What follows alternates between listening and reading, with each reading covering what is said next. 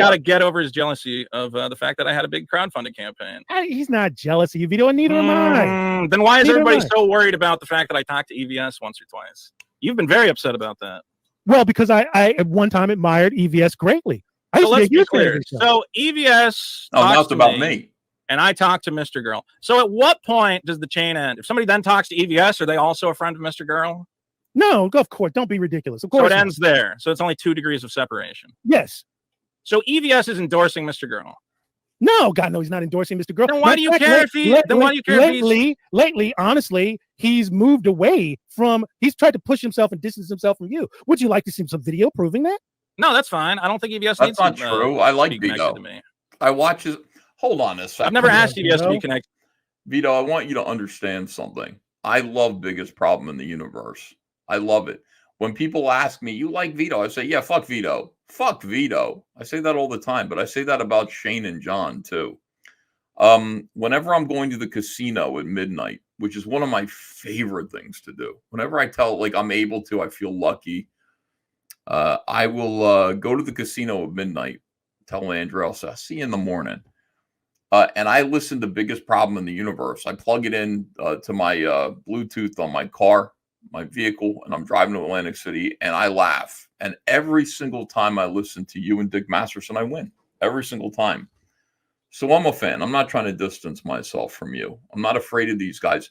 The problem that I find is that, like, and I wouldn't mind if anything that they said about you, if I believed it, if I believed you were a pedophile, I would distance myself from you. But I'm convinced that you're not. And I'm convinced that your accusers are. I mean, that's, every time I watch something like this and you get to be contrasted with the people who hate you and abuse you and demand that you be isolated, it becomes clear to me that, like, you're not the bad guy here. You're not the problem. They are. And people who are just going around calling you a pedophile, there's something up, man. There's something up with that. There's something up with that. There you go. You see the physiognomy of Brian, and you're just like, something's wrong with this guy. So whatever he says, poor Vito's like, I don't care. I don't need to see Ethan disavow. I'm not disavowing you.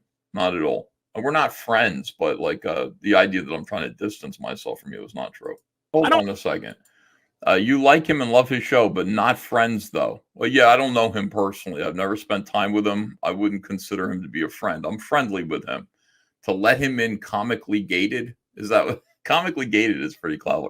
No, if he wanted to be comic skate, he would be. In fact, I think he is comic skate, whether he likes it or not. I don't get to determine who's comic skate.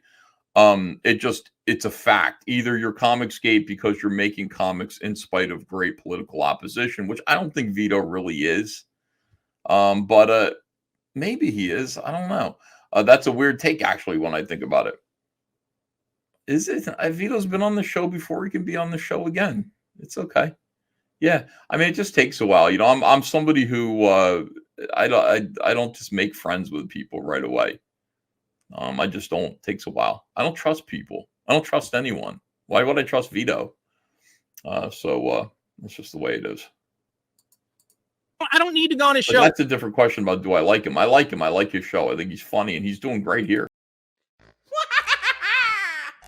It is I, the Nigger, and I need you to subscribe to, it says here, clips